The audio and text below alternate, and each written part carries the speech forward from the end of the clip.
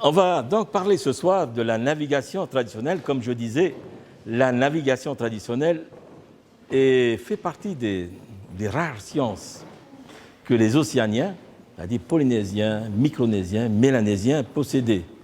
Eh bien, ça paraît évident, puisqu'on est entouré par l'océan et pour ainsi dire, la survie de ces peuples du Pacifique dépendait largement de leur maîtrise de l'océan.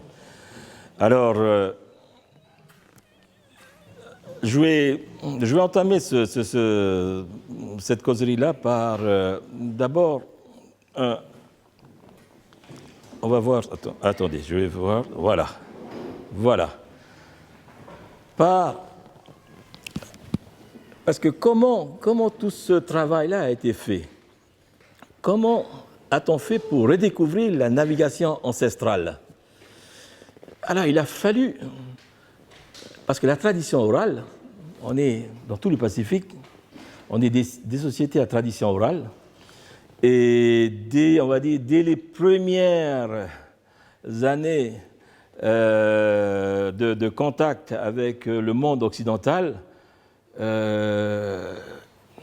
tout de suite après, tout s'est perdu, parce que le monde change vite, les traditions changent vite, et le fait que dans le Pacifique, on a affaire à des sociétés fragiles, ce sont des îles. Bon, la Nouvelle-Calédonie, c'est une grande île, mais c'est quand même fragile aussi. Et puis les autres îles, ce sont des îles minuscules, comme Tahiti, c'est minuscule. Je ne sais pas, c'est 10 ou 15 fois ou 17 fois moins que la Nouvelle-Calédonie, donc c'est tout petit, donc c'est fragile. Donc il suffit qu'il y ait quelques missionnaires qui arrivent dans l'île, et 10 ans après, c'est fini, tout a disparu. Et c'est le drame dans toutes les îles du Pacifique, la disparition de la tradition orale. Or,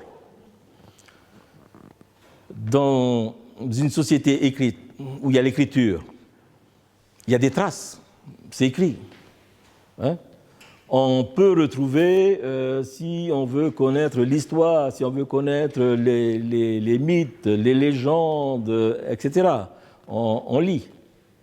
Mais là, quand celui qui possède la mémoire et les connaissances, quand il a disparu, c'est fini.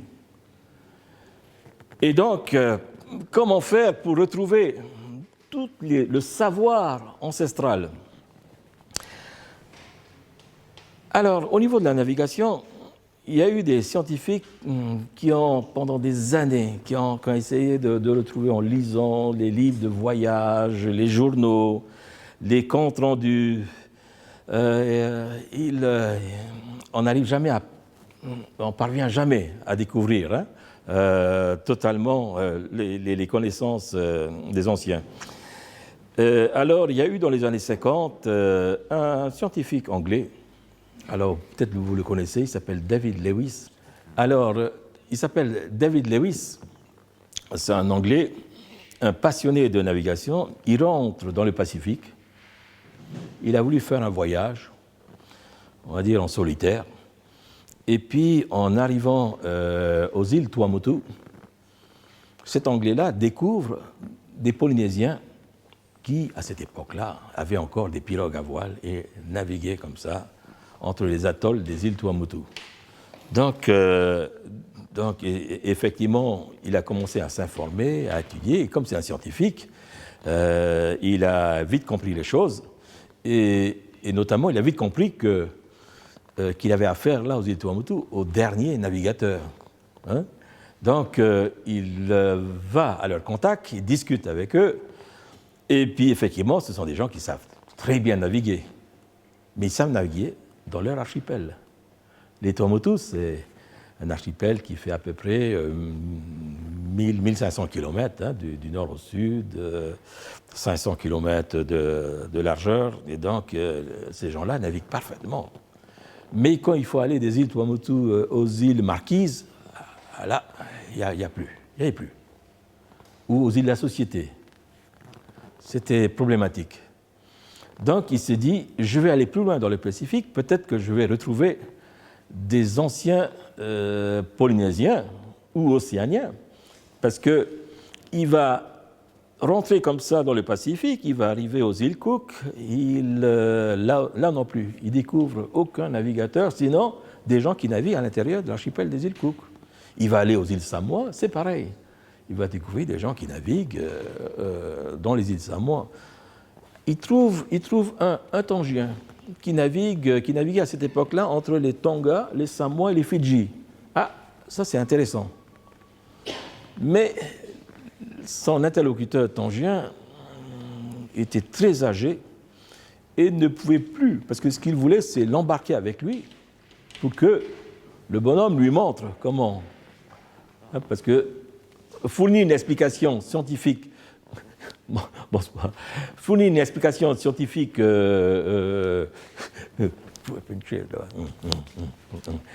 trouver une explication scientifique, il fallait pendant un moment cohabiter avec quelqu'un sur le navire.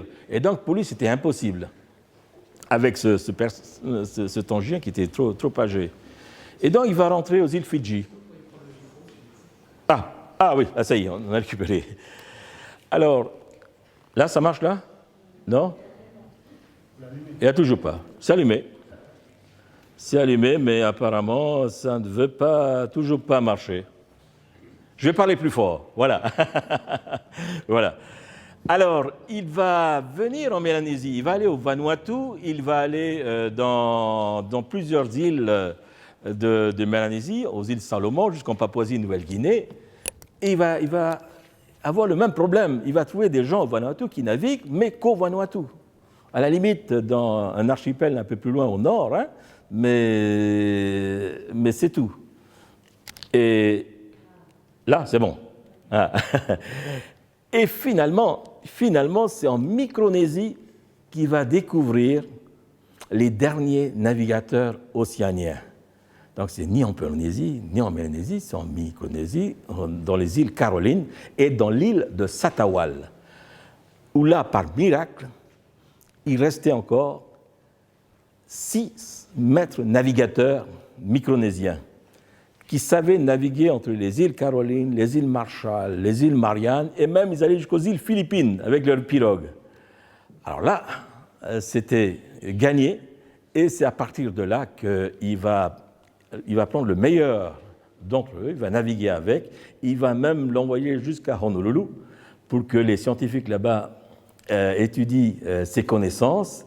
Et ce maître navigateur de l'île de Satawal, il s'appelle Maupialug, c'est lui qui va mener la première expédition de la pirogue hawaïenne Hokulea, qui va faire le voyage en 1976 entre l'île de Hawaï et l'île de Tahiti, c'est-à-dire un voyage qui n'a jamais été fait depuis, on va dire, 300 ans ou 400 ans. C'est-à-dire, il y avait des voyages entre Tahiti et Hawaï, hein, ça fait à peu près 4500 km entre les deux, et pour la première fois depuis plusieurs siècles, on refait le voyage, et c'est un Micronésien qui va guider la pirogue, et c'est à partir de là que commence l'aventure des navigateurs océaniens, c'est-à-dire un peu partout dans le Pacifique, des expériences vont être menées. Et de mon côté, à Tahiti, je commence à m'intéresser à tout ça. Et là, j'ai eu de la chance, parce que si les missionnaires, effectivement, leur présence aux îles de la Société a fait que la société traditionnelle a complètement disparu, mais avant que cet événement-là se passe, les missionnaires ont recueilli les mythes. Tous les mythes et les légendes ont été recueillis dans un livre extraordinaire qui s'appelle Tahiti aux temps anciens. Et dans ces mythes-là, on découvre des tas de choses. Alors, dans les mythes, certes, c'est de la poésie, hein, puisque c'était chanté. Et pourquoi c'était chanté? Parce que c'était plus facile à mémoriser un chant. Hein. Et donc, à l'intérieur de ces chants-là, il y avait toute la connaissance scientifique, et notamment les connaissances astronomiques. Et pour nous, au niveau astronomique, l'usage dont les Polynésiens faisaient des étoiles. C'est ce qu'on va voir là. Alors, il y a près de 200 noms de corps célestes qui ont été répertoriés dans les mythes polynésiens. Hein, parce que ça, il y a eu des traces écrites. Hein. Alors, les études au niveau des îles mélanésiennes n'ont pas encore été faites d'une manière plus approfondie. On connaît bien aux îles Hawaï, à Tahiti et en Nouvelle-Zélande, puisqu'il y a des chercheurs qui se sont penchés là-dessus. Donc, on recense à peu près 200 noms de corps célestes. Mais ils en connaissaient des milliers. Mais ces 200 noms sont parvenus jusqu'à nous. Ensuite, on sait que les anciens océaniens, alors quand je parle, bien sûr tout ça, ces découvertes ont été faites à Hawaï, en Nouvelle-Zélande et à Tahiti, mais on sait grâce au Maupialug, le Micronésien, qui a guidé la pirogue hawaïenne de Hawaï à Tahiti, on sait par lui qu'au niveau de la Micronésie, les mythes au niveau de la naissance des corps célestes, les mythes se ressemblent. Alors, il n'y a aucune raison que ce ne soit pas la même chose ailleurs dans le Pacifique, avec des variantes, bien entendu. Hein, mais la vision du ciel et la vision des étoiles ne s'éloignent guère d'un archipel à l'autre. Hein, et on sait qu'ils en faisaient 3 utilisations, le repérage dans l'espace, donc la navigation, mais pas seulement, le repérage aussi de leur île. C'est-à-dire, il fallait savoir où se trouve son île. Parce qu'on est amené à s'éloigner de l'île, ne serait-ce que pour aller à la pêche, et qu'on perd de vue l'île, pour diverses raisons, il fallait revenir sur l'île. Donc, il fallait positionner l'île. Donc, c'était donc pour le repérage dans l'espace, donc navigation et repérage des îles, pour la mesure du temps, lunaison, calendrier. On sait très bien qu'en Océanie, tous les Polynésiens, les Mélanésiens sont passés maîtres dans la conception de calendrier lunaire et l'usage du calendrier lunaire dans la vie quotidienne. Mais aussi au niveau de l'astrologie, des présages et des augures, c'est-à-dire on sait le lien qu'il y a entre les astres et les plantes, les animaux, l'être humain. Et, je sais qu'ici, les liens entre la Lune et les ignames, les liens sont très étroits. Hein. On ne plante pas l'igname n'importe quand, on ne les récolte pas n'importe quand, et c'est pareil partout dans le Pacifique. Pour nous, à Tahiti, c'est le tarot, alors. Hein. On ne plante pas n'importe quel jour, on ne récolte pas n'importe quel jour, hein, c'est pareil. Donc, il faut aller regarder la Lune. Alors, mais aussi, c'est alors non seulement pour les plantes, mais pour les poissons. On ne pêche pas à n'importe quel moment. Et à telle lune, il faut pêcher tel poisson. Et à telle lune, il ne faut pas aller du tout pêcher, il n'y a pas de poisson. Hein, voilà. Donc, on en faisait. La lune, avait une influence donc sur la nature, mais aussi sur l'être humain. C'est-à-dire, concevoir un enfant, il ne fallait pas concevoir un enfant à n'importe quelle lune. L'enfant risque d'avoir un problème. Si on veut avoir un enfant en bonne santé, il fallait choisir les lunes, les périodes de pleine lune, par là, hein, pour concevoir l'enfant. À l'inverse, pour mettre au monde, il fallait choisir les périodes qui sont plus proches de la nouvelle lune. Hein. C'est, dans les calendriers de tout le Pacifique, c'est à peu près comme ça, au niveau. Donc, la lune avait une influence sur le caractère des enfants. Et en plus de ça, pour ce qui est de l'île de Tahiti, chaque phase lunaire est liée à un dieu. Et donc chaque enfant qui naît durant une phase lunaire, l'enfant prend le caractère du dieu en question. Hein. Donc là aussi, il y avait des liens très, très étroits. Hein. Alors voilà, c'est un exemple. Alors je mets comme ça, mais je vais vite passer. Hein. C'est pour montrer la richesse du lexique astronomique à Tahiti au XVIIIe siècle. Alors, je vais plus vite passer là-dessus, mais des connaissances comme nord, sud, est, ouest, certes, mais solstice d'été, solstice d'hiver, équateur, équinoxe, équinoxe de printemps, les étoiles, les chemins d'étoiles, tout ça cette nomenclature fait partie du lexique astronomique au niveau de Tahiti et sans doute au niveau de la Nouvelle-Calédonie. Hein, sans doute. Parce que les Mélanésiens, entre Fidji, Vanuatu, île Salomon et Nouvelle-Calédonie, les Mélanésiens naviguaient beaucoup. Ça, on le sait. Donc, il fallait qu'ils aient des connaissances au niveau de l'astronomie. Hein. Il y a des termes, par exemple, comme l'écliptique, ça existait. Ils avaient des noms pour les comètes, des noms pour les météores, les constellations, les compas d'étoiles, les compas des vents, etc. Ensuite, voilà quelques noms d'étoiles. Alors, l'étoile, par exemple, Capella, c'est la chèvre. Hein. En tahitien, ça s'appelle Trayari, bon, le roi solitaire.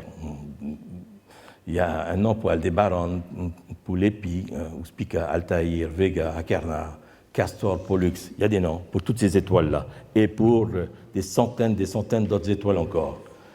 Ensuite, il y avait des noms aussi pour des constellations. Alors, il y a un problème au niveau des constellations parce qu'on ne savait pas comment les anciens dessinaient ces constellations-là. Nous, on a les images des constellations, mais les constellations occidentales, hein? Par exemple, comme le Scorpion. Mais là où un occidental voyait un Scorpion, alors c'est un héritage, tout ça, de la Mésopotamie, hein? Donc de l'Antiquité méditerranéenne. Là où on voyait un Scorpion, les gens en Océanie voyaient un hameçon. Alors, c'est soit l'hameçon de Tafai, c'est un héros navigateur, ou l'hameçon de Maui, à Vaiana. Vous avez vu Vaiana, l'hameçon de Maui. Ben, c'est la constellation du Scorpion. Hein? Voilà. Ensuite, il y a des...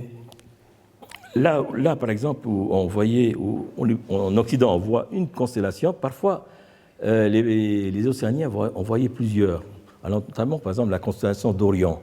Bon, c'est une immense constellation qui s'étend du nord au sud de l'équateur. Hein, mais au niveau des Tahitiens, ils voyaient non pas une constellation, mais deux. Hein, même trois. C'est-à-dire les étoiles qui sont sur l'équateur, dans ce qu'on appelle le baudrier d'Orion, les rois mages, pour eux, c'était une constellation. Les étoiles qui sont plus au sud, hein, Rigel et une autre étoile, c'était une autre constellation.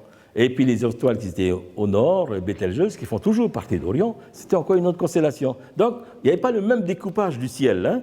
Et puis, on ne voyait pas les mêmes animaux aussi. Hein. Là, par exemple, où on voit Persée, hein, ce personnage mythologique Persée, au niveau des Tahitiens, ils voyaient une nasse. Une nasse. Voilà. Une petite nasse. Voilà. Là où en Occident on voit un corbeau, les Polynésiens voyaient une étoile de mer. Hein?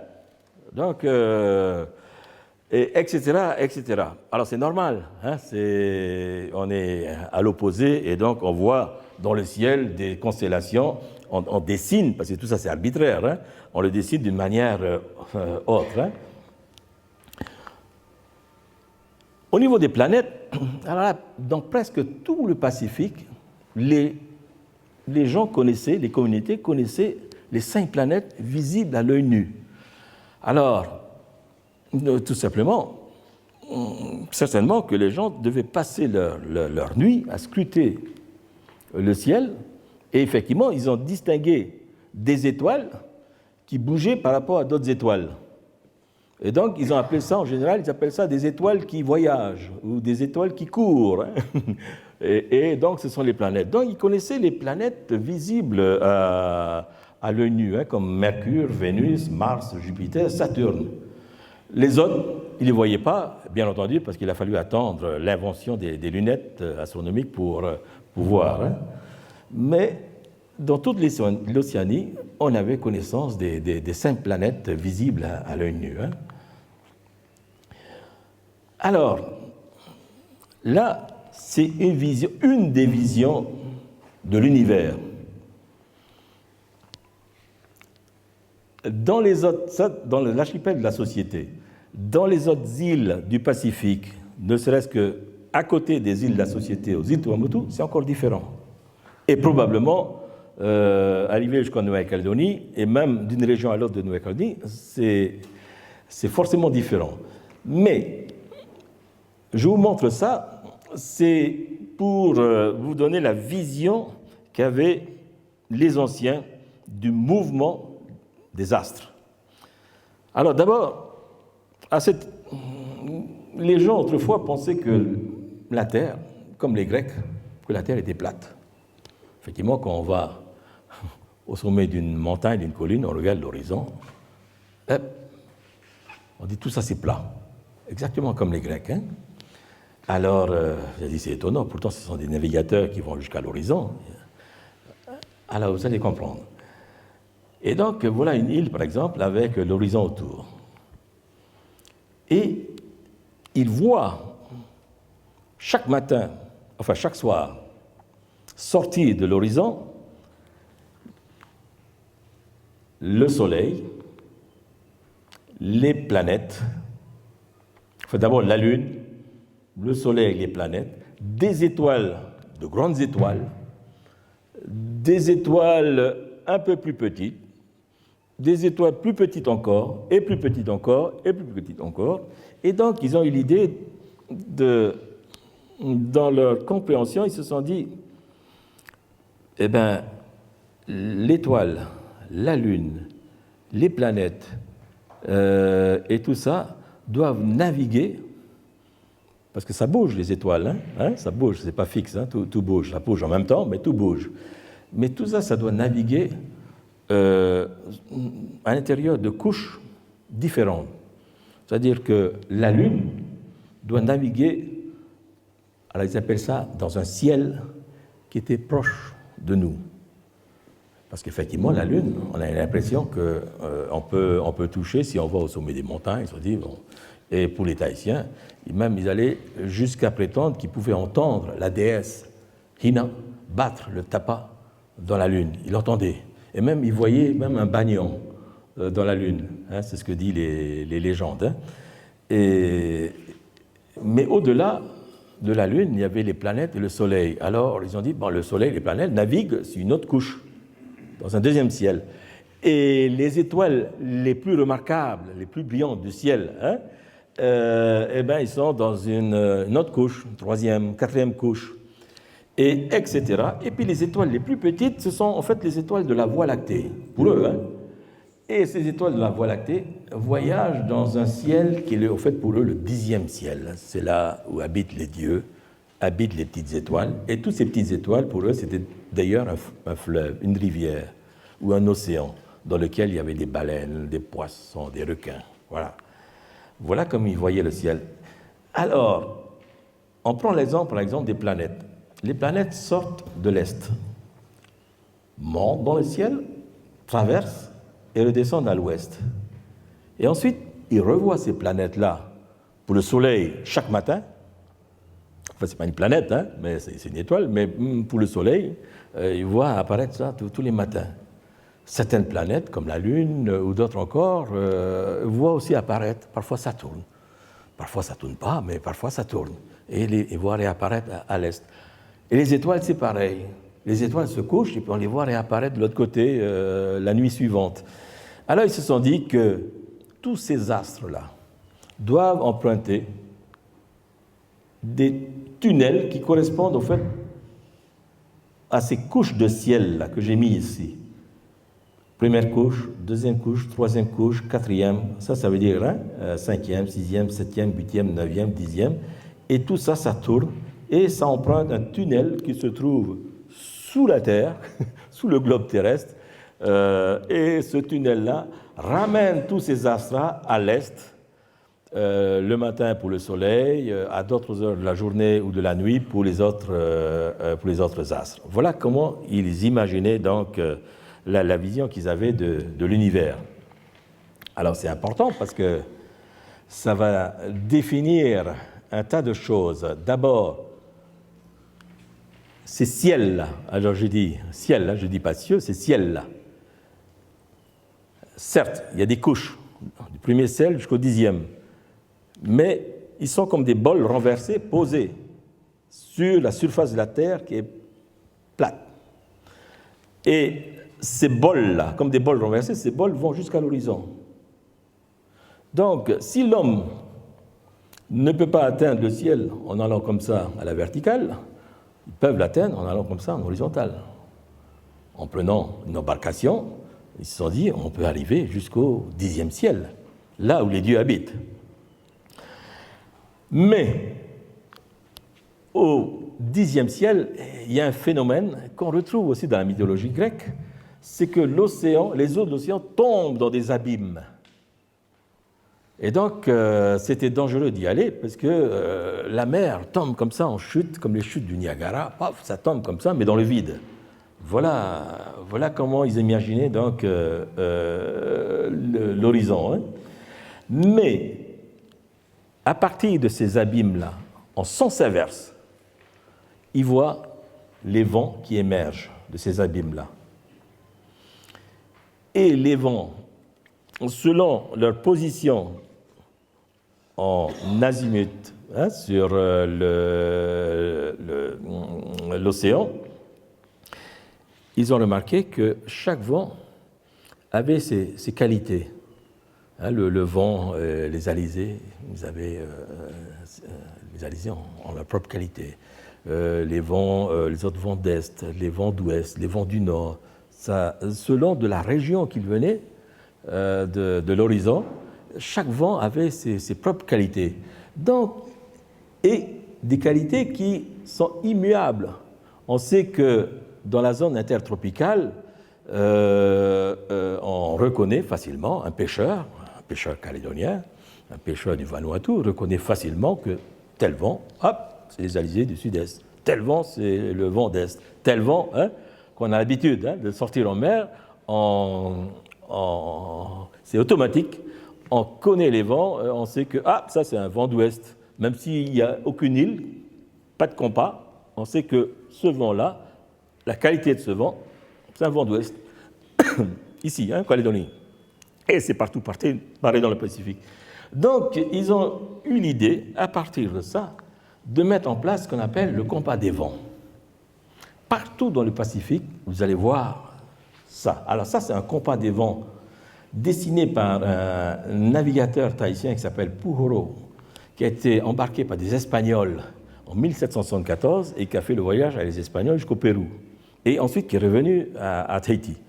Et le capitaine espagnol, qui s'appelle India y Varela, va découvrir que ce Polynésien-là était un excellent navigateur. Il a servi d'ailleurs de navigateur dans les îles de la Société, aux îles Tuamotu.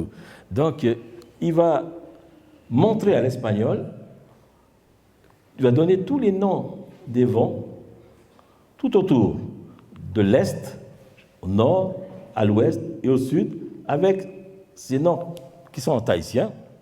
Alors, il n'y a pas d'équivalent, bien entendu, en français pour ces noms-là, hein, mais on peut très bien imaginer que les vents qui sont ici, ce sont les alizés, hein, les alizés du Sud-Est, l'alizé de l'Est, les alizés du Nord-Est, etc.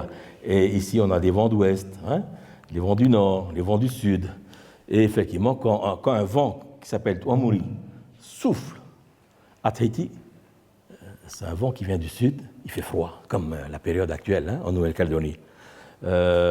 Et d'autres vents, quand il y a un vent qui vient du Nord, là, pas Faïté, on sait que ce vent-là ne va pas tenir 4 jours.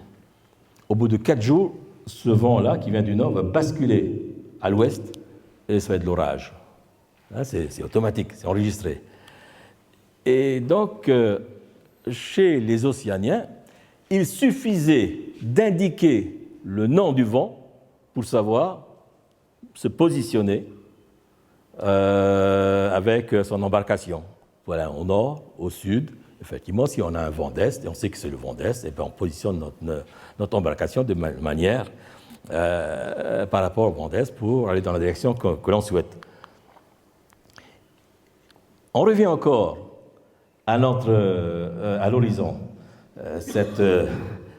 la mer qui plonge dans l'océan, dans son sens inverse, sortira non seulement les vents, mais les astres, les étoiles. Et donc, et comme le vent, ils ont remarqué qu'il y avait à l'horizon ce qu'on appelle des séries d'étoiles qui émergent des abîmes. Des séries d'étoiles, c'est-à-dire les étoiles qui montent, mais alignées. Derrière une étoile, il y a une autre étoile. Derrière une étoile, il y a une autre étoile. Derrière une étoile, il y a une autre étoile. Et comme les vents, ils ont positionné les vents comme ça sur l'horizon, et bien ils ont positionné ces étoiles-là aussi sur l'horizon. Et donc, exactement comme le vent, ils ont pu imaginer, conceptualiser ce qu'on appelle des chemins d'étoiles. Alors, le chemin d'étoiles, c'est important, parce que c'est ça qui va...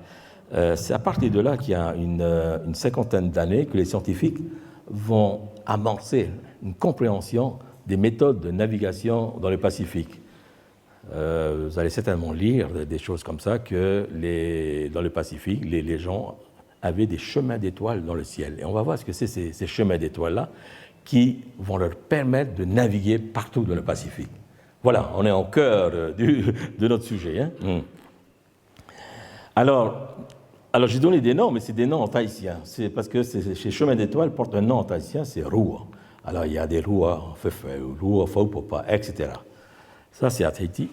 Et dans d'autres archipels, il existe la même chose aussi, mais sous d'autres noms. Hein. Mais le principe est le même. Voilà, par exemple, les chemins d'étoiles au niveau de l'île de Tahiti. Alors, ces chemins d'étoiles-là, voilà ces fameux Rua-là que je disais, ici à l'est. Et on retrouve, là, par exemple, à la position 45 degrés, on a ce Rua-là, on le retrouve ici. Hein? Vous voyez, c'est la même chose. Hein? Le Ruapoto, on le retrouve là. Ruapoto. Voilà l'horizon. On a divisé l'horizon en deux, entre le nord et le sud. Et tous les chemins d'étoiles qui se trouvent ici, à droite, donc à l'est, à un moment donné, ils vont monter, ils vont traverser le firmament et ils vont descendre à l'ouest. Et donc, on aura ce qu'on appelle des chemins d'étoiles, c'est-à-dire des chemins comme ça, tout tracés dans le ciel, qui vont nous permettre, si on est malin, si je me mets par exemple sur ce Rua-là, Rua Nuomere, si je me positionne là, et que je navigue de l'est jusqu'à l'ouest en restant sur cette trajectoire-là, eh bien, je ne m'écarte pas en latitude de ma position. C'est-à-dire que je reste sur la même latitude et je vais de l'est jusqu'à l'ouest, en suivant un chemin d'étoiles. Et ça, ce sont tout ce qui est en rouge pointillé. Voilà les chemins d'étoiles qu'on retrouve aux îles de la Société, et on retrouve son équivalent à Hawaï ou à Fidji ou dans d'autres îles encore. Hein. Voilà.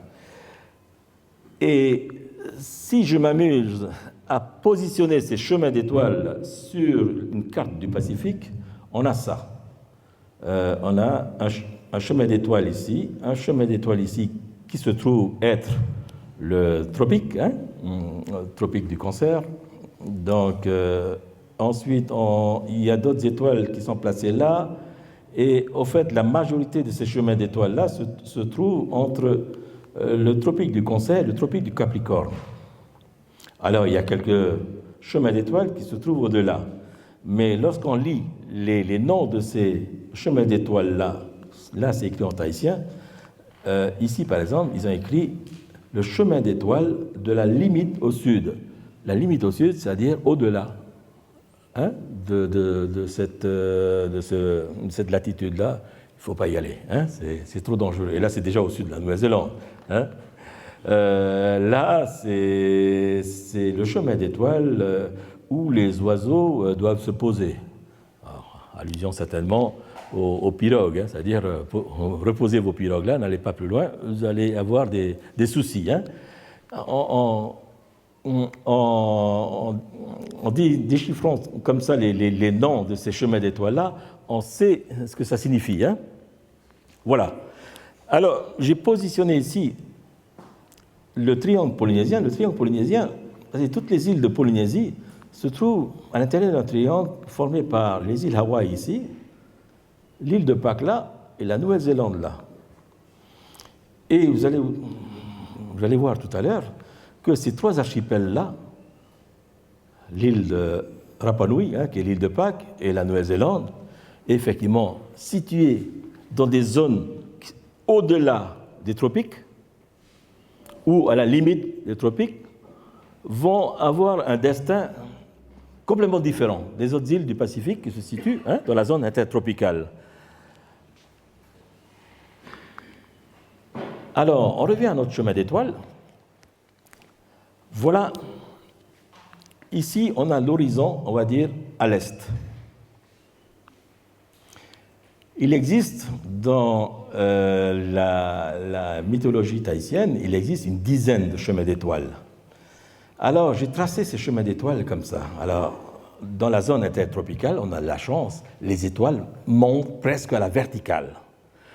Si vous allez en Nouvelle-Zélande, un problème, les étoiles montent comme ça en biais. Alors en France, c'est pareil, ça monte en biais. Et donc, il est extrêmement difficile de naviguer aux étoiles quand on est en France. Si on utilise des étoiles pour aller au Canada, on va avoir des problèmes. Parce que les étoiles montent comme ça en biais et on risque de se retrouver ailleurs qu'au Canada. Et pour nous, dans le Pacifique, dans la zone intertropicale, les étoiles montent presque à la verticale, presque. Et donc, les anciens vont avoir l'idée, eh bien, puisque ces chemins d'étoiles déterminent un chemin est-ouest, on va les suivre, mais pour ne pas s'écarter de la route, on va les suivre au moment où ils sont à l'horizon. C'est-à-dire que l'étoile que l'on fixe à l'horizon, cette étoile va monter, mais va basculer, basculer vers le nord ou vers le sud. Cette étoile, on l'abandonne. Et on va prendre l'étoile qui émerge dessous. Comme ça, on est toujours sur la même latitude. Vous voyez, jamais s'éloigner de l'horizon. Toujours suivre une étoile qui se trouve à l'horizon, mais jamais une étoile qui se trouve haut dans le ciel.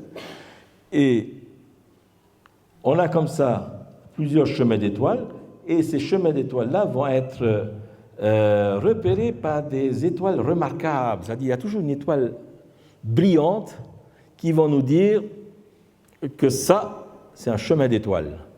Donc, on connaît les noms de ces étoiles brillantes, qui sont en fait les étoiles guides qui vont nous montrer les chemins d'étoiles. Alors, le navigateur s'aligne sur le chemin d'étoiles lorsque son étoile repère est située à moins d'une main de l'horizon. C'est ce que je disais. C'est-à-dire que une main, voilà, c'est à peu près 17 degrés. Ma main, c'est à peu près 17 degrés. Mais si je suis une étoile qui est au-dessus de mon doigt là, je suis foutu. Parce que je me disais, l'étoile va partir en biais. Donc, j'aurais perdu ma latitude. Donc, il faut que je reste toujours au-dessous. Prendre toujours une étoile qui a la longueur de ma main. Alors, vous avez vu cette anecdote aussi dans Vaiana. Vaiana qui est, en fait, elle mesure sa latitude, la latitude de sa pirogue. Et alors, on prend toujours comme mesure, on est dans l'hémisphère sud, des étoiles qui se trouvent au sud, comme la Croix du Sud. Ou d'autres étoiles encore, mais toujours situées dans le sud. Parce que c'est plus aisé, ça bouge moins. Si on prend une étoile qui se trouve à l'est ou à l'ouest, ça bouge trop vite. Donc, pour avoir sa latitude, on essaye de... Ça, c'est une mesure de latitude. On essaie de prendre des étoiles qui se trouvent au sud ou au nord. Parce qu'au niveau des étoiles qui sont au sud, les étoiles comme la Croix du Sud, en fait, ça monte très haut dans le ciel. Et donc, c'est problématique. Donc, on va plutôt chercher des étoiles qui sont de l'autre côté, au nord. Mais au nord, il y a bien une étoile fixe, mais on ne la voit pas. C'est l'étoile polaire. Mais on va chercher les étoiles qui sont autour de l'étoile polaire. Et il y a une étoile, au fait, que tous les océaniens utilisent et mesurent, c'est une étoile, la grande ours, qui s'appelle Dubhe. on utilise cette étoile-là qui, pour nous, dans le Pacifique Sud, c'est notre étoile polaire. Donc, quand on mesure dans la latitude où on se trouve, on utilise Dub, qui se trouve dans l'hémisphère nord, près de l'étoile polaire. On la voit. Hein, et quand cette étoile-là est la verticale, là, on prend la mesure et on peut estimer notre position. Alors, bien sûr, les termes de degrés et tout ça, on ne connaissait pas. Alors, à quoi ça sert ces positions-là? En fait, on mesure par rapport à l'île de départ. Hein? Voilà. On s'est dit, est-ce qu'on est plus au nord ou plus au sud que notre île de départ? Hein? C'est toujours pour retrouver le chemin de retour. Hein? Voilà. Ensuite, lorsqu'on navigue, si jamais on a un vent qui vient, un vent arrière, grand large, etc., il n'y a pas de souci, notre pirogue va aller tout droit, suivre le roi. Alors voilà des étoiles, un exemple d'étoiles alignées. Donc ce n'est pas aligné, ce n'est pas une ligne alignée, hein. C'est des séries d'étoiles qui sont comme ça. Donc avec l'étoile guide qu'il a, et on va s'aligner là-dessus, sans problème. Hein, lorsqu'on navigue, on suit une étoile qui se trouve à l'est ou à l'ouest, il n'y a pas de problème, parce qu'on s'aligne sur cette étoile-là. Alors comment on fait? Les pirogues, vous voyez les pirogues comme ça, il y a toujours... Alors c'est un bel exemple, hein, un bel exemple. Le corps, l'axe de la pirogue est toujours déterminé soit par le corps même de la pirogue, soit par des bois qui sont situés comme ça de part et d'autre, ou au milieu parfois. On aligne cette barre-là sur l'étoile qui se trouve à l'est ou à l'ouest. Et le navigateur se positionne exactement à l'extrémité de cette barre-là. Et il va aligner le corps, l'axe de sa pirogue, sur l'étoile. Et il va regarder. S'il a l'étoile dans l'axe de la pirogue, il n'y a pas de problème. Il navigue droit vers l'est ou vers l'ouest. OK? Mais si jamais il doit, virer de bord, des choses comme ça, il n'y a pas de problème aussi, parce que même s'il va zigzag comme ça, pas de problème, il suffit qu'il revienne à chaque fois sur son axe, hein, pour repérer le chemin d'étoile qui est son repère. Il n'y a pas de souci. Il navigue, mais il revient à chaque fois. Il ne faut pas qu'il s'éloigne trop. C'est-à-dire quand il zigzague comme ça, il s'éloigne un peu de son chemin d'étoile, mais il ne faut pas qu'il aille trop loin, il faut qu'il revienne. Bon, il va recouper l'axe, mais il faut qu'il revienne encore, toujours. Hein. Donc, même s'il navigue par vent contraire, il n'y a pas de souci. On arrive toujours à bien naviguer. Hein. Au ralenti, bien entendu, parce que des pirogues comme ça, remontent très mal au vent. Par vent, par grand large, ça navigue vite, hein, c'est des fusées. Hein. Mais quand il y a un vent qui vient de face, c'est problématique. Hein. Il n'y a pas de quille, et donc on remonte mal au vent. Mais il n'y a pas de souci à se faire, hein, on y arrive. Hein. Ensuite, il y a cette notion-là de l'étoile zénitale. Chaque île du Pacifique, ça on le sait, chaque île du Pacifique est déterminée et définie par son étoile zénitale. C'est-à-dire un atoll, une grande île ou une très grande île est toujours repérée par son étoile zénitale. Et donc, on sait à chaque fois, les océaniens ont à tout moment la carte du Pacifique dans le ciel. C'est-à-dire, ils savent que l'île de Tahiti, son étoile zénitale, c'est Sirius. L'île de Nukuhiva, son étoile zénitale, c'est Alpha. L'île de Hawaï, son étoile zénitale, c'est Arcturus. L'île de Savaii, l'île de Viti-Levu, l'île de Santo, hein, ils savent telle île, son étoile zénitale, ça. Donc ce qui fait, n'importe où il se trouve dans le Pacifique, et là on a le témoignage du capitaine Cook et des scientifiques qui étaient à bord de l'Endeavour, ils étaient à Java, dans le port de Batavia, hein, à Jakarta aujourd'hui. Il y avait un navigateur tahitien qui était avec eux. Et à la veille de sa mort, parce qu'ils vont tous à peu près mourir la moitié de l'équipage à cause de la malaria hein, à Java.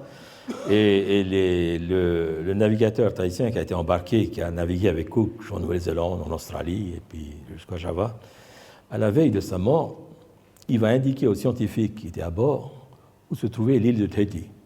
Mais il ne va pas montrer l'île de Tahiti à l'horizon. Il ne va pas dire, Tahiti se trouve là. Il dit, Tahiti se trouve là. Alors, bien sûr, les Anglais vont être étonnés, mais pourquoi il montre le ciel? Mais il n'est pas en train de montrer l'île, il montre l'étoile zénitale de l'île. Hein? Voilà. Donc, on a un excellent témoignage de la façon dont en Océanie, hein, on repérait les îles. Et donc, donc pour l'étoile de Tahiti, voilà, c'est Sirius. Pour l'étoile de Hawaï, c'est Arcturus, Alpha. Et quand on veut aller de Tahiti jusqu'à Hawaï, il suffit de repérer d'abord son étoile zénitale et de viser cette île-là. Alors, il y a une technique, on ne va pas tout droit dessus l'île, hein, il y a une technique pour y arriver, hein, que je vais vous montrer. Hein. Il y a encore une autre notion, parce qu'on a vu comment ils naviguaient de l'est en ouest. Vous allez me dire, mais comment ils naviguent du nord au sud? Alors, ils ont introduit une autre notion, la notion de pilier. En pilier, en tahitien, c'est po. Un pilier d'étoile ou un pilier céleste. Alors, un pilier, c'est une ligne méridienne tracée entre une étoile remarquable qui se trouve dans le ciel et le pôle céleste nord ou sud. Alors pour nous, il est préférable de prendre le nord, comme toujours, parce que le pôle céleste sud, pour nous en Calédonie ici, il est presque au-dessus de notre tête, alors que le pôle céleste noir, il est sous l'horizon, nord, hein, sous l'horizon, et donc on va prendre les étoiles qui sont autour de l'étoile polaire, avec une étoile remarquable qui va venir à notre verticale, hein, une étoile remarquable, et on va aligner cette étoile-là sur l'étoile qui se trouve au nord. On a un axe nord-sud et on peut naviguer de la même manière qu'on va viser avec ça une étoile qui se trouve à l'est ou à l'ouest, on va viser avec ça une étoile qui se trouve au nord. Okay?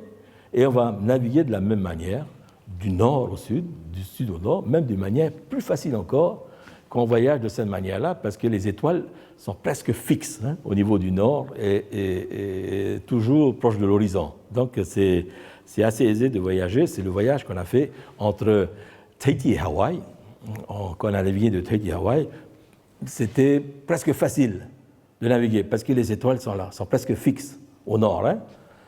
Et puis, quand on passe l'équateur, c'est du gâteau, parce que là, on voit l'étoile polaire qui est carrément fixe là, et là, il n'y a pas de problème. On a un chemin, notre pilier d'étoiles qu'on appelle, et on peut aller vers le nord. Voilà.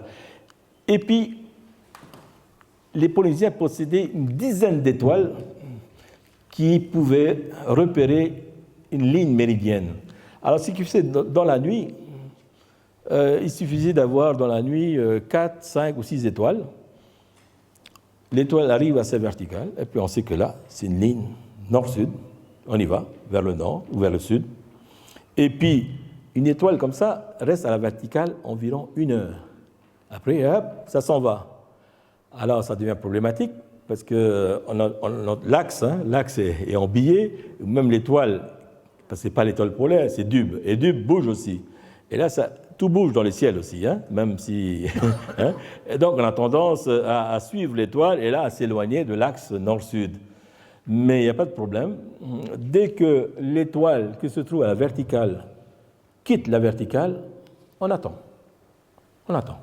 On n'est pas lié à nos montres à l'époque. Donc on attend la prochaine étoile qui va venir se positionner à la verticale, une des étoiles remarquables du ciel. Et là, hop, on a encore un pilier et on continue à voyager. Hein. Voilà. Et donc, résumé ici ce qu'on appelle donc...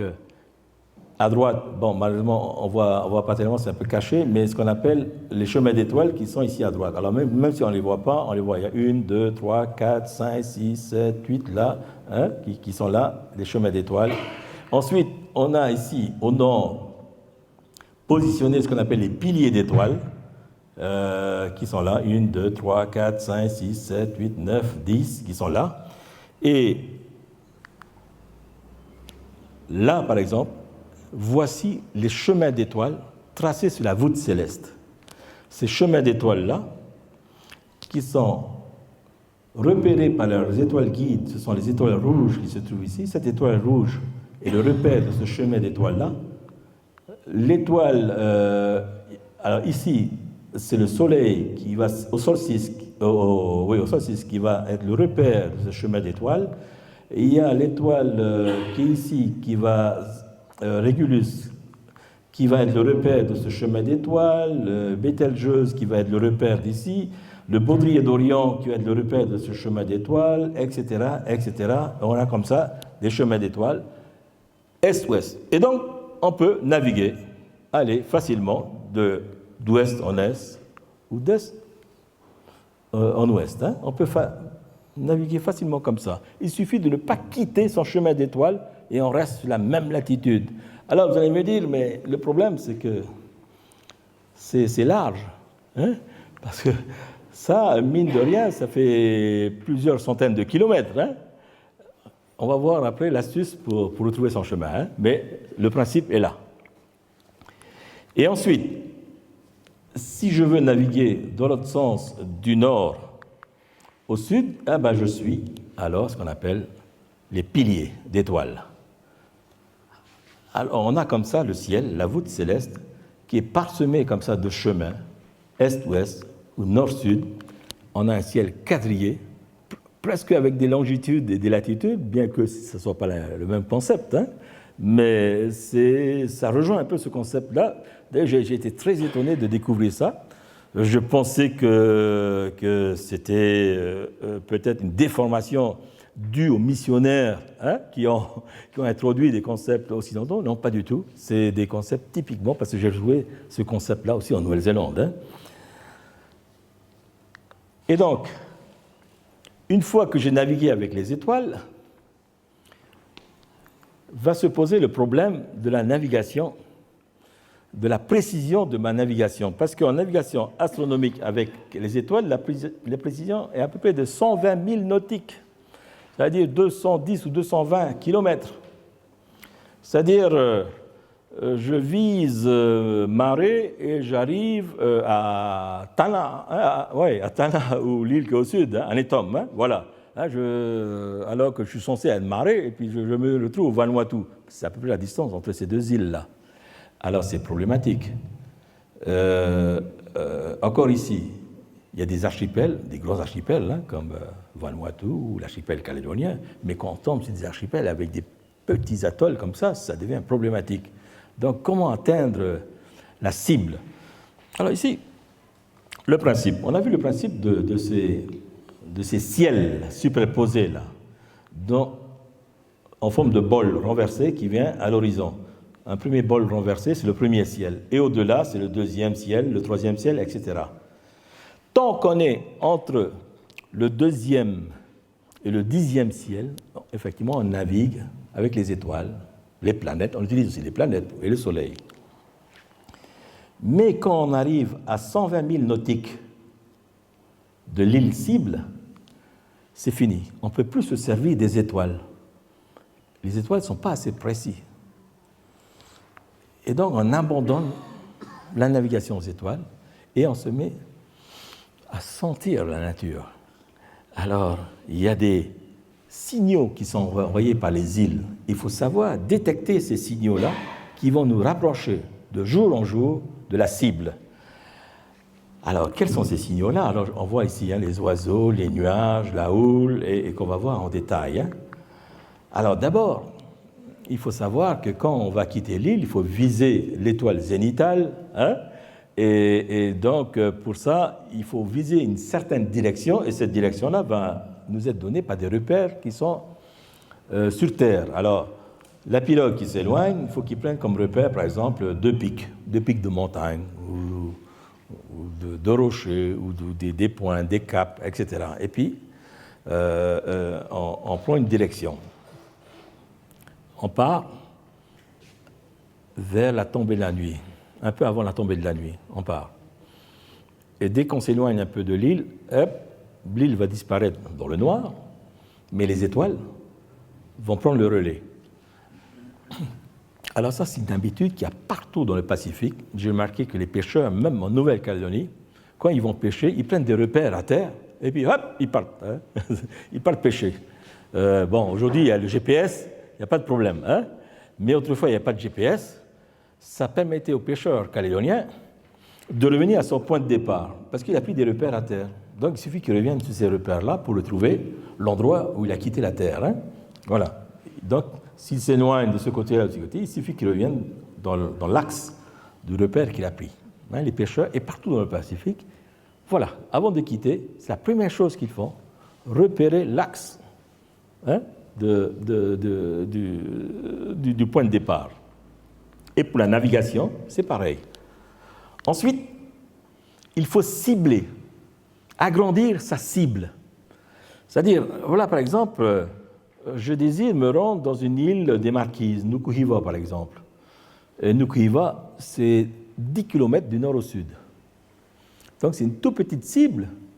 La précision en navigation astronomique, c'est 220 km. Donc j'ai toutes les chances de passer à 100 km de Nukuhiva. Hein? Donc je vais agrandir ma cible. Donc je ne vais jamais prendre comme cible une île, mais je prends comme cible un archipel. Et effectivement, du nord au sud des îles Marquises, c'est à peu près 250 km. Ah, alors là, ça devient plus intéressant. Hein? Je vise toujours un archipel, et dans tout le Pacifique, on va dire que 95, si ce n'est pas plus, % des îles se trouvent dans un archipel. Il y a quelques îles qui ne sont pas dans un archipel, notamment l'île de Pâques. D'où ces problèmes qui sont particuliers, enfin cette évolution particulière, certainement à l'île de Pâques. Je suis convaincu que les Océaniens qui sont arrivés à l'île de Pâques, le problème, c'est que s'ils ont pu revenir à leur île de départ, hein, on pense qu'ils venaient des îles Gambier, des îles Marquises, donc ils ont pu retourner aux îles Marquises, aux îles Gambier, ce sont des archipels. Mais revenir encore à l'île de Pâques, certainement, ils n'ont pas pu. D'où l'évolution de l'île de Pâques d'une manière particulière qui s'éloigne carrément de leurs sources marquisiennes ou mongariviennes. Hein. Voilà. Donc, il y a comme ça des exceptions dans le Pacifique où il y a une île, hein, c'est peut-être le cas aussi de Norfolk ou d'autres îles comme ça qui sont solitaires. Mais les îles qui se trouvent au milieu de l'archipel, là, il n'y a pas de souci. Les gens ont pu revenir à tout moment parce que la cible, eh ben, si on vise l'archipel du Vanuatu, si on vise l'archipel des Calédoniens, on vient de l'Est et on vise l'archipel calédonien, du nord des Bélèbes jusqu'à l'île des Pins, c'est 500-600 km. Hein, donc c'est plus que la précision de la navigation aux étoiles. Hein. Ensuite, toujours compenser la dérive due au vent. Je vise, par exemple, je vais sur cette île-là. Voilà le chemin d'étoile de cette île-là, matérialisé par cette ligne. Les vents et les courants viennent de là, on va dire de bâbord, quoi, hein, du nord. Ils viennent du nord. Les vents et les courants viennent du nord. Donc je sais que ma pirogue va être poussée par les vents et les courants vers le sud, là. Et donc je risque de rater l'île. Donc je prends comme chemin d'étoile non plus le chemin d'étoile qui est pile au-dessus de l'île, mais le chemin d'étoile qui est à côté. Et là, je sais que la dérive va m'amener vers l'île. Ça, c'est une astuce. Hein? Mais elle est dangereuse aussi. Hein? Vous allez voir. Une autre astuce aussi, c'est d'utiliser la houle comme compas. Alors, voici une île. Admettons que cette houle-là vient de l'Est. Je suis sur ma pirogue. Alors, si je surfe la houle, ben, je sais que je vais vers l'ouest, hein, puisque la houle vient de l'est. Donc, je me laisse emporter. Et si, ce qu'on appelle un roulis, hein, et là, je sais que si le roulis, si la houle vient donc frapper ma pirogue à bâbord, ben, je sais que je suis en train de diriger vers le sud. Et à l'inverse, Si je suis de travers, je sais aussi où je me dirige parce que je sais pertinemment que la houle vient de l'est. C'est un compas. Lorsqu'on a navigué entre Hawaï et Tahiti, ça nous a beaucoup servi parce qu'au niveau de l'équateur, il n'y a plus de vent, plus rien. Il n'y a même plus de soleil, il n'y a plus de nuages, il n'y a rien du tout. Et le seul élément qui nous permettait de savoir où on allait, c'était la houle. La houle était toujours là. Et donc, on savait qu'il fallait que la houle vienne frapper la pirogue, la houle de l'Est, à bâbord. C'est la coque qui se trouve à bâbord. Et une nuit, parce qu'on a fait des manœuvres, on a viré de bord plusieurs fois, on s'est retrouvé à faire un demi-tour. C'est-à-dire, on repartait vers Hawaï. Et donc, cette nuit-là, je suis parti dormir vers 9 h du soir, mais à 2 h du matin, je me lève pour faire le point, avec les étoiles.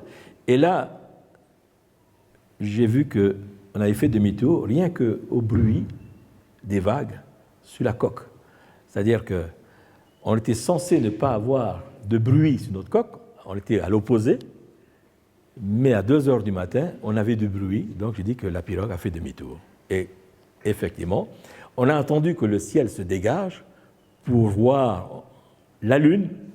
Et en fait, c'est la Lune qui nous a indiqué qu'on était en train de marcher en sens inverse. On remontait vers le nord au lieu de descendre vers le sud. Donc, et dans une navigation nord-sud, l'élément le plus important, c'est en fait la houle. Parce que la houle, dans le Pacifique, dans la zone intertropicale, elle ne varie jamais. Elle vient toujours du secteur est. La houle est générée par les vents. Donc, les vents qui sont toujours du secteur est, sud-est, est, nord-est, mais toujours du secteur est. Donc, la houle dans le Pacifique, la houle principale, vient toujours du secteur est. Et là, quand on navigue du nord au sud, c'est mieux qu'un compas.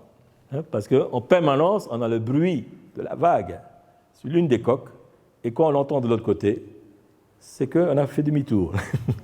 Voilà. Ensuite, les couleurs de la mer, des nuages et des débris flottants. Alors, bien sûr, les hauts-fonds, les pêcheurs ici en Calédonie connaissent bien les hauts-fonds dans le lagon, mais il y a des hauts-fonds aussi en haute mer. C'est-à-dire, il peut y avoir des zones où il y a des hauts-fonds, et donc la couleur de la mer change. Et dans le Pacifique, il y a beaucoup d'endroits où il y a des hauts-fonds, alors peut-être des îles en formation, du corail en formation, qui sont des points de repère pour les pêcheurs et pour les navigateurs. Ils savent que ces hauts-fonds-là, si on voit un haut-fond, si on va aux îles australes, on quitte l'île de Revauvin pour aller au sud, à l'île de Rapa. Alors ceux qui naviguaient autrefois qu'avec un compas, parce qu'ils ne savaient même pas utiliser un sextant, donc, avec un compas, donc ils visaient un haut fond intermédiaire entre l'île de Revauvin et l'île de Rapa. Il fallait à peu près 48 heures pour faire cette traversée-là, mais ils savaient qu'au bout de 24 heures, il fallait qu'ils voient ça. Sinon, c'est problématique. Et ce haut fond-là leur servait à indiquer l'île suivante. Voilà. Et la couleur des nuages, bien entendu, parce que ces hauts fonds-là, parfois ça se reflète dans les nuages, mais aussi les débris flottants. Alors, très important, on navigue comme ça, haute mer. Normalement, il y a 300 ans, la mer est claire, pas polluée. Et tout d'un coup, on voit des débris. Donc, ces débris, c'est forcément une île qui nous a envoyé ce message. Voilà les messages envoyés par les îles, les débris flottants.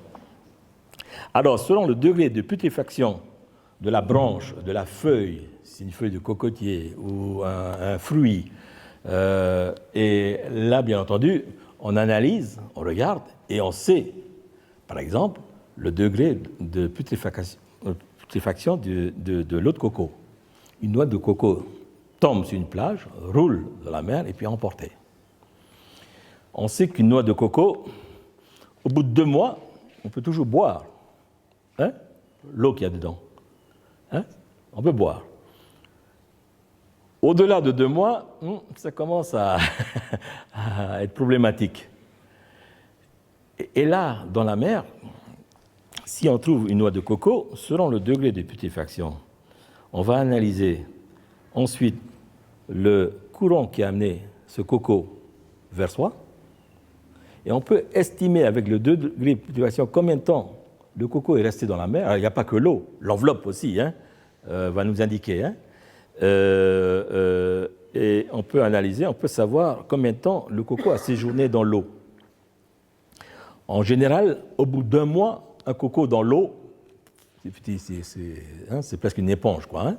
Donc, on sait qu'il a séjourné un mois dans l'eau, mais on l'ouvre quand même pour voir l'eau qu'il y a dedans, parce que l'eau, parfois, comme on dit, on peut garder 2 mois. Et avec le degré de putréfaction du coco et le courant, la vitesse du courant qu'il a amené ici, on peut estimer le temps qu'il faut pour aller vers l'île d'où vient le coco. En tout cas, on peut savoir d'où vient ce coco-là. D'abord, d'où vient le coco. Ensuite, estimer le temps qu'il faut pour aller vers l'île qui a émis ce coco-là. Voilà. Ensuite, la houle. Alors, une houle, voilà une île avec une houle principale qui vient du secteur A. Voilà, il vient de là, la houle. C'est cette houle qui est là. La houle vient, elle heurte l'île. Cette houle va générer une houle réfléchie. OK? Ça vient, ça cogne sur l'île et il y a la houle réfléchie. Les navigateurs arrivent à détecter la houle réfléchie, parce que la houle réfléchie, vous et moi, on ne va pas détecter ça. C'est extrêmement difficile.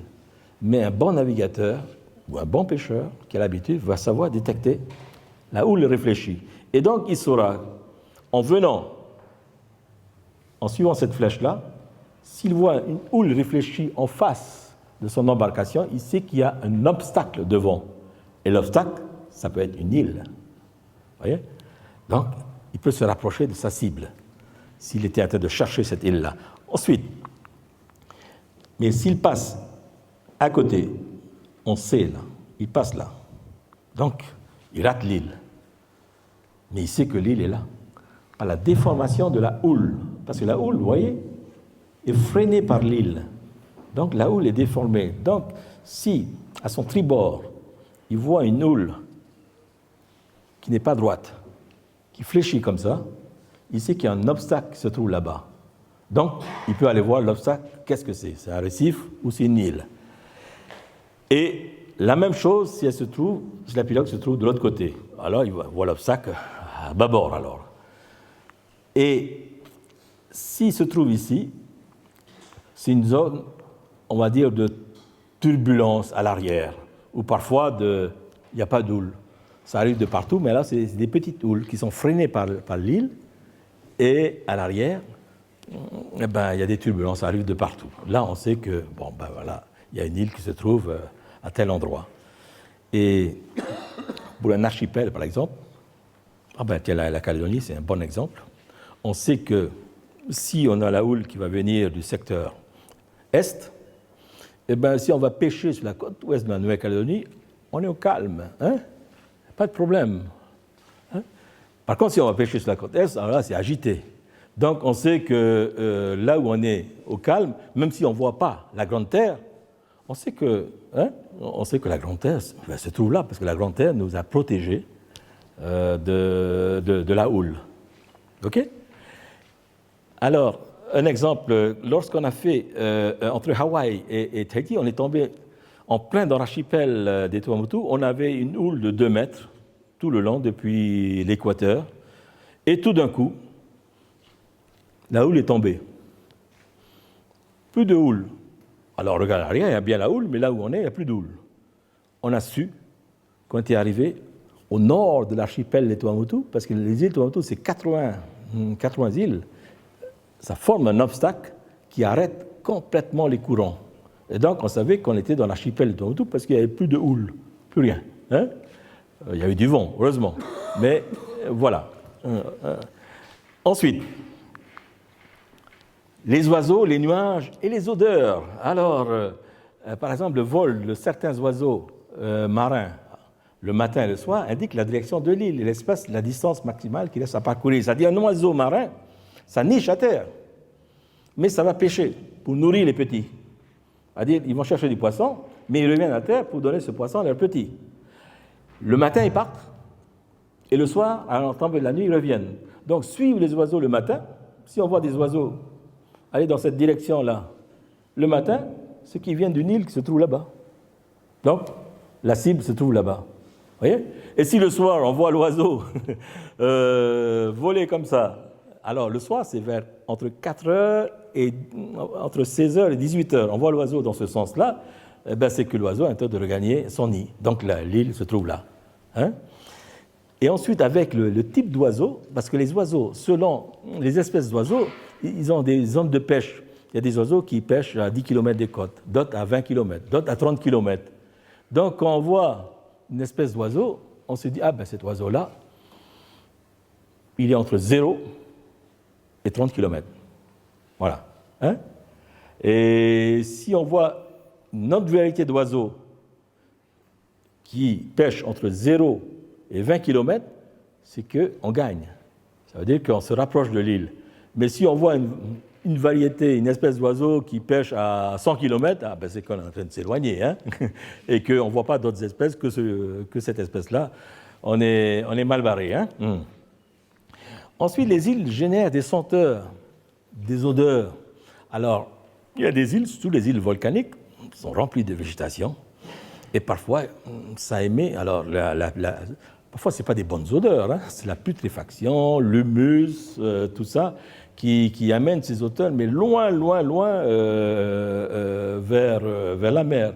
Et donc, les navigateurs arrivent à... Rien qu'à l'odeur, ils arrivent à déterminer, ah ben, il y a une île là. Et même les odeurs sont différentes d'une île à l'autre. Hein. C'est-à-dire, on peut sentir des feuillages, l'humus ou du ylang-ylang ou autre chose. Hein. Mais les odeurs sont utilisées.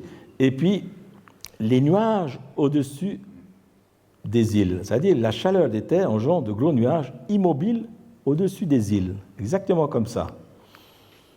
Et ces nuages-là, des cumulus, s'accrochent aux montagnes et ne bougent plus. Alors on voit des cumulus qui sont là, et on voit d'autres nuages, cumulus ou autres, qui bougent, qui passent, et puis qui vont plus loin. Et ces mêmes cumulus-là n'ont pas bougé alors qu'autour, tout bouge. Eh bien, c'est que sous ce cumulus-là, il y a une île. Ça peut être une île montagneuse, mais ça peut être un atoll aussi, c'est-à-dire une île sans montagne. Hein, une île comme Bouvéa peut générer aussi des nuages au-dessus, hein, sans problème. Et c'est comme ça qu'on peut déterminer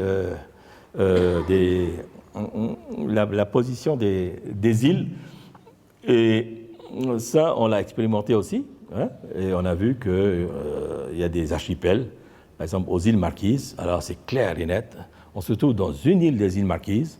On regarde les autres îles, on ne les voit pas, mais on voit les cumulus qui sont au-dessus. Et on sait que telle île se trouve là, telle île se trouve là, rien qu'avec les cumulus. Hein.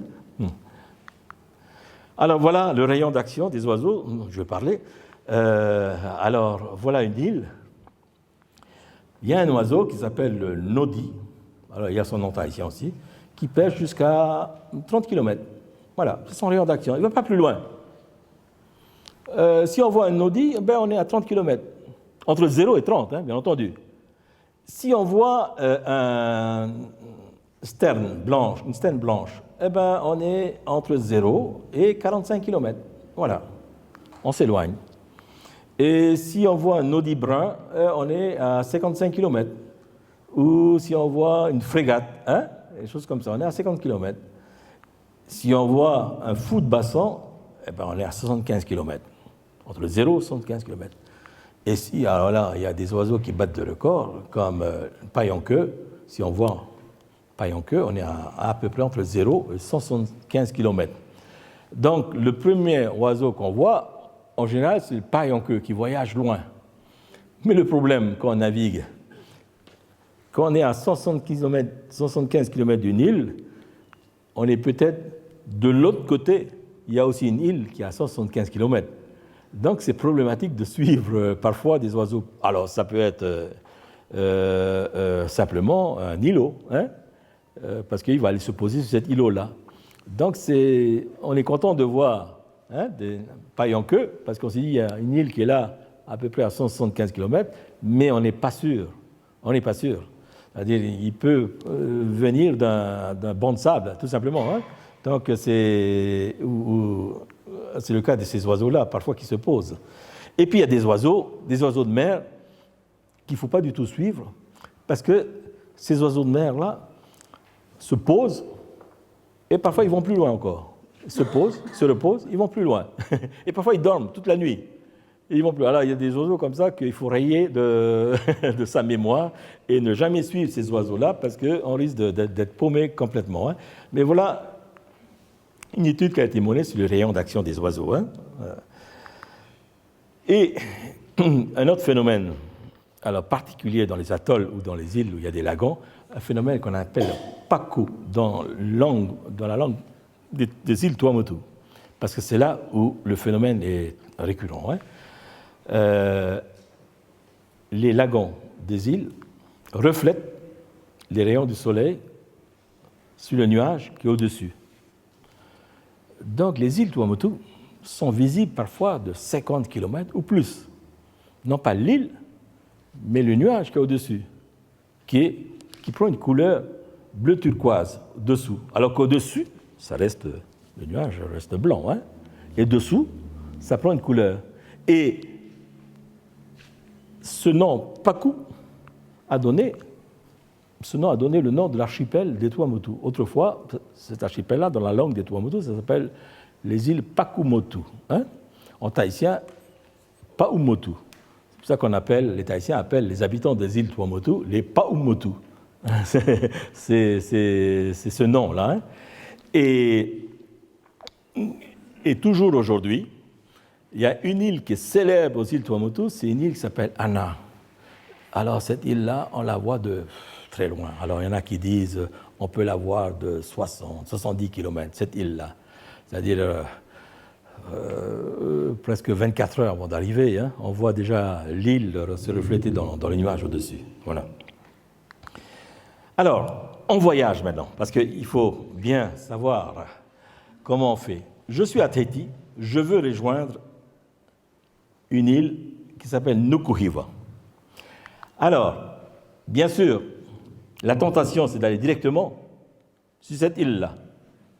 Mais on a les vents et la houle, vent houle dominant, qui vient de là, et qui va pousser mon embarcation vers le nord. Donc, je lui dis, je vais être plus malin que ça. Qui va me pousser là. Exactement. Et donc, je suis perdu. Je n'ai pas pris assez de précautions, je n'ai pas assez remonté, et donc je suis paumé. Alors, je me dis, je vais remonter un peu plus, la houle et les vents. Donc, je vais aller par là. Et puis là, je peux rater l'île aussi, ou l'archipel, parce que je ne sais pas où je suis. Si je vise directement l'île, je ne sais pas, parce qu'on ne sait pas comment mesurer sa position quand on se trouve dans une navigation de ce type-là. Donc, c'est une navigation à exclure, c'est d'aller directement sur la cible. Alors, comment on fait? Alors, dans ce cas-là, vous voyez, j'ai mis Paupo, ça veut dire un pilier d'étoiles. Hein? Donc, je me dis, je vais suivre un pilier d'étoiles, je vais vers le nord. Là, je ne peux pas me tromper, parce que je sais comment naviguer du sud au nord. Hein, je vous ai montré tout à l'heure. Mais il faut que je sache la latitude de Nukuhiva. Et je sais la latitude de Nukuhiva parce que je sais son étoile zénitale. Donc, je sais le chemin d'étoiles qui va nous mener à Nukuhiva. C'est ce chemin d'étoiles qui s'appelle Ruafefeu. Donc, j'arrive au niveau de la latitude de Nukuhiva. Je ne suis pas tout à fait, parce que la précision, comme j'ai dit, c'est 200 000, hein, donc, 120 000, donc c'est 220 km. Donc, je ne suis peut-être pas tout à fait, mais peu importe, je suis sur le chemin d'étoiles. Et donc, une fois sur le chemin d'étoiles, je me rends, non pas vers Nukuhiva, mais comme je disais tout à l'heure, vers l'archipel des Marquises, qui fait 200 km, 250 km de large. Donc, j'ai toutes les chances d'arriver dans les îles Marquises. Et une fois dans l'une des îles Marquises, n'importe laquelle, je suis à l'intérieur d'un archipel, je peux naviguer en toute sécurité et rejoindre l'île de Nukuiva. Voilà le principe de navigation. Hein. Je vais vous montrer un autre exemple. Alors, au fait, d'une manière plus réelle, ma navigation va plutôt être ça. Hein. Je vais vers le nord, et puis au fur et à mesure que je me rapproche, je bifurque. Hein. Voilà. Et je prends un autre exemple, c'est l'exemple qu'on a fait pour naviguer de Tahiti à Hawaï. Et là, c'est pareil. Si je pars de Tahiti, je vais directement sur l'archipel de Hawaï, je risque de me planter à cause des vents et des courants qui viennent de l'Est. Que ce soit dans l'hémisphère nord ou dans l'hémisphère sud, les vents dominants et les courants dominants viennent toujours de l'Est. Donc, faire une navigation en visant directement l'île de Hawaï en partant de Tahiti, on a toutes les chances de se paumer. Alors, qu'est-ce qu'on fait? Eh bien, on va viser un pilier, c'est-à-dire on va viser les étoiles qui se trouvent au nord ici, Dub, comme je disais, et arriver au chemin d'étoiles de Hawaï. Là, je bifurque vers l'ouest pour arriver dans l'archipel. Alors, c'est comme ça qu'on fait pour aller à Hawaï, et les pirogues vont presque à mi-distance entre l'archipel de Hawaï et les côtes du Mexique qui sont là. On va jusque-là, pour être sûr de se retrouver à l'est de l'archipel de Hawaï. Parce que si on ne le fait pas assez, on risque de se retrouver de ce côté-là, et là, avec les vents et les courants dominants, par là, c'est le Japon. Hein? Donc, et puis, une fois qu'on arrive là, c'est très difficile de revenir sur Hawaï parce que les vents et les courants viennent de l'Est. Donc, il faut remonter, et les pirogues, comme ça remonte mal le vent. Hein? Ouais. Ensuite, notre chemin réel va donc être ça. Alors, on a de la chance qu'on navigue vers Hawaï parce que à 48 heures avant de voir l'île de Hawaï, on voit le volcan. C'est-à-dire, on voit la lave 48 heures avant. Et donc, là, c'est comme l'étoile du Nord. Hein. On a une étoile qui est toute rouge. Hein. Ensuite, l'inverse. Je pars de Hawaï, je vais vers Tahiti. Et donc, c'est pareil. Si je vise directement, je risque de me paumer. Je risque de me trouver là, dans ces parages-là. Voilà. Ou alors, là à côté, si je choisis de remonter, hein, le vent et les courants. Donc, je ne suis jamais sûr où je me trouve. Jamais. En revanche, si en partant de Hawaï, je vais sciemment, volontairement à l'est, là, il n'y a pas de problème parce qu'à l'est, ici, se trouve l'archipel des Tuamotu. 1000 km. J'ai une cible de 1000 km. Donc, je cible cet archipel-là. Et là, je voyage d'une manière plus facile et j'utilise le chemin d'étoiles qui est entre les Tuamotu et l'île de Tahiti pour revenir sur l'île de Tahiti qui est là. Et donc, mon voyage réel va plutôt être ça, c'est-à-dire on va aller carrément vers l'est. Ensuite, de l'est, là, on rejoint l'archipel des Tuamotu et arrivé au Tuamotu, on est presque arrivé, hein, il n'y a plus de problème de navigation. Voilà. Alors, avant de terminer, on fête l'anniversaire de Cook et de Tupaia en Nouvelle-Zélande, hein, au mois d'octobre. Et Tupaia, c'est ce navigateur tahitien qui a voyagé avec le capitaine Cook, j'ai dit, hein, de Tahiti jusqu'en Nouvelle-Zélande. Et donc, il a servi de guide un peu au capitaine Cook, hein, dans les îles. Et il a laissé pour la postérité une carte. Alors, pendant longtemps, on s'est demandé, mais qu'est-ce que c'est cette carte-là? Parce que il y a bien sûr des îles, ici par exemple, il y a des îles, les îles Marquises sont là, les îles Tuamotu sont là, les îles de la Société, hein, sont là. Ici, on va reconnaître ces îles-là par les noms qu'il va laisser, parce que les noms n'ont pas changé. Par exemple, ici, il va laisser le nom de Rotuma. Rotuma, c'est le nom toujours d'une île aujourd'hui. Hein. Alors, et puis il va laisser d'autres noms, les noms des îles Fidji vont figurer par là. En tahitien, Fidji, hein, Fiti, ils disent Hiti. Eh bien, il y a plein d'îles Hiti qui sont par là. Donc, avec les noms donnés aux îles, on sait retrouver ces îles aujourd'hui. C'est ce qui a été fait. Et en plus de ça, le capitaine Cook a décidé des navires européens sur cette carte-là. Mais à la demande de Tupaia. Parce que Tupaia a dit, dans telle île, il y a des gens qui sont passés avant vous. Aux îles Marquises, il y a des gens qui sont passés avant vous. Ça a été un massacre, parce qu'il y a eu un massacre. Il y a des îles, il y a un navire européen qui est arrivé au Tuamotu, avant vous. Et en faisant des recherches, on sait aujourd'hui qui sont les capitaines qui sont passés avant Cook dans ces îles-là. On a les noms. Il y a Mentana aux Marquises, il y a Roggven qui a été au Tuamotu, mais il reste encore un mystère parce que Tupaya va dire Tahiti. Il y a quelqu'un qui est arrivé à Tahiti bien longtemps avant les Anglais. Mais on n'a jamais retrouvé qui c'est. On ne sait pas. Alors, mais le fait c'est que le découvreur de Tahiti, qui s'appelle Wallis, capitaine Wallis, qui a découvert aussi les îles Wallis, va être étonné parce que quand il va arriver à Tahiti, la première chose que les Tahitiens vont lui demander, c'est le fer. Et donc, Wallis va noter, les Tahitiens connaissaient le fer avant que j'arrive. Voilà. À plus, avec un nom qui se rapproche du mot anglais, iron, en tahitien, auri. Donc, c'est dit, il y a des gens qui sont passés. Voilà. Et voilà les îles, ici, à l'intérieur de ce cadre-là, les îles que Tupaya a mis sur sa carte, ça va des îles Marquises jusqu'aux îles Fidji, en incluant les Tuvalu, les Tokelau, les Samoa, l'île d'Ouvéa aussi, Wallis a mis sur sa carte, Tonga, les Australes, jusqu'à Pitcairn. Pitcairn. Manque dans sa carte Hawaï, île de Pâques, Nouvelle-Zélande. Il ne connaissait pas.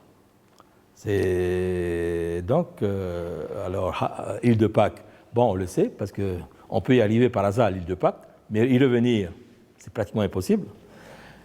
L'île de Hawaï se trouve à 4500 km du cœur du Pacifique, donc on ne peut pas y aller tous les jours, en pirogue faire 4500 km, et pareil pour la Nouvelle-Zélande. Donc ce sont les trois archipels ou îles qui ont évolué d'une manière isolée. Voilà. En revanche, au milieu du Pacifique, entre les Marquises jusqu'au, on le sait aujourd'hui, jusqu'aux îles Carolines, à peu près par là, ça naviguait dans ce sens-là. Alors, bien sûr, de ces archipels-là à cet archipel, ou alors de cet archipel à cet archipel, ou de cet archipel à cet archipel. C'est-à-dire, on n'allait pas des Marquises jusqu'aux îles Salomon, mais on retrouve, par exemple, des objets, des pierres, des basaltiques, des outils originaires des Marquises. On les retrouve dans les îles de Tokelau ou Tuvalu qui sont ici. Et pareil pour des objets qui sont produits, fabriqués aux îles Salomon, on les trouve à Vanuatu, en Nouvelle-Calédonie. Donc ça naviguait dans ces îles-là, et ça naviguait beaucoup, contrairement à ce qu'on a dit, parce qu'on a dit que quand les Européens sont arrivés, les gens ne naviguaient plus dans le Pacifique. Faux, parce qu'il y a des navigateurs, des explorateurs européens qui vont rencontrer des pirogues océaniennes en plein milieu de l'océan, notamment c'est le cas de Lemaire et Schouten, qui ont ensuite découvert l'île de Futuna, mais avant de découvrir Futuna, entre les îles Tonga et Samoa, ils vont tomber en plein milieu de l'océan sur une pirogue tongienne qui naviguait entre les deux archipels. Ils étaient étonnés, ils vont essayer de les arrêter, mais les gens n'ont pas voulu s'arrêter, donc ils vont envoyer un coup de canon, ils vont casser un peu la pirogue, ils vont tirer un peu des coups de fusil. Les Tongiens vont sauter à l'eau. Là-bas, il y avait des femmes, des enfants, ils vont tous sauter à l'eau. Mais les Néerlandais, ils étaient curieux, ils voulaient voir la pirogue. Ils ont mesuré la pirogue, ils ont dessiné tout. Donc, on a le dessin de cette pirogue-là, et on sait aujourd'hui que c'est une pirogue tongienne. Et donc, ça naviguait encore, toujours dans les îles. Et c'est pareil entre les îles Tuamotu et Tahiti, ça naviguait. Lorsque les capitaines Cook vont être à Tahiti ou Wallis, il va voir des gens qui viennent des autres îles à Tahiti. Donc on va lui dire, c'est des gens des Tuamotu, des gens de Rurutu. Donc il y a des îles qui se trouvent à 500 km. Donc ça naviguait toujours, même à l'époque des Européens. Et en fait, ça va durer encore jusqu'à la conversion au christianisme, ces navigations-là entre les îles. Et ici en Nouvelle-Calédonie, les relations entre la Grande Terre, les loyautés étaient constantes avec le Vanuatu et même plus loin encore, puisque les mythes, les légendes racontent ces voyages-là. Alors voilà. Alors ce que je voulais montrer, c'est que ce que je viens de vous expliquer, les concepts élaborés par les océaniens dans les domaines de l'astronomie et de la navigation relèvent d'une véritable démarche scientifique, comme on le voit. Elle vient rompre l'idée qu'une société de tradition orale ne peut pas avoir accès à la science et ne resterait qu'au stade du mythe. Donc ça veut dire que même si nos sociétés océaniennes n'ont pas atteint le degré de civilisation tel qu'on définit une civilisation, avec des villes, un État, etc. Mais au niveau de la science, notamment de l'astronomie, ils sont arrivés à un niveau qui, à cette époque-là, parfois, dans certains domaines, surpassait le niveau des Anglais. Par exemple, dans le cas de Captain Cook et de Tupaia, le niveau scientifique de Tupaia, dans certains domaines, surpassait le niveau des scientifiques qui étaient à bord de l'Endeavour. Hein. Et donc, et même concevoir une embarcation comme ça, vous savez qu'aujourd'hui, les architectes en France s'inspirent des catamarans comme ça se sont déjà inspirés des catamarans, des navires océaniens pour concevoir des catamarans de course, hein, qui font la transat, tout ça. Alors, voilà. Même au niveau de... On a eu, à cette époque-là, il y a 300 ans, les matériaux qu'il fallait, hein, fibres de verre, carbone, etc. On aurait construit des bolides, hein, mais déjà ça, c'était un bolide, c'est-à-dire ça marchait plus vite que l'Endeavour, ça. Hein, ça. Voilà. Alors, je vous remercie. Hein. Alors, d'avoir patienté.